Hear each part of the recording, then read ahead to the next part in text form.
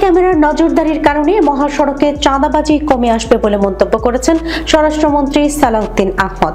তিনি বলেন, মহাসড়কে যে চাঁদাবাজি হয় সেটা মালিক পক্ষ থেকে হোক, শ্রমিক ফেডারেশনের পক্ষ থেকে হোক অথবা পুলিশের পক্ষ থেকে হোক, সবকিছু ক্যামেরায় যেহেতু রেকর্ডেড থাকবে, আশা করি এই প্রবণতাটা কমবে। আমি বিশ্বাস করি জনগণের সহযোগিতায় আমরা মহাসড়কে চাঁদাবাজি বন্ধ করতে পারবো। আজ মঙ্গলবার বেলা 11:30টার দিকে নারায়ণগঞ্জের সোনারগাঁয়ের মেঘনাঘাট এলাকায় ঢাকা চট্টগ্রাম মহাসড়কে এআই প্রযুক্তি নির্ভর অটো ফাইন সিস্টেম উদ্বোধন অনুষ্ঠানে প্রধান অতিথির বক্তব্যে স্বরাষ্ট্রমন্ত্রী এই কথা বলেন। মহাসড়কে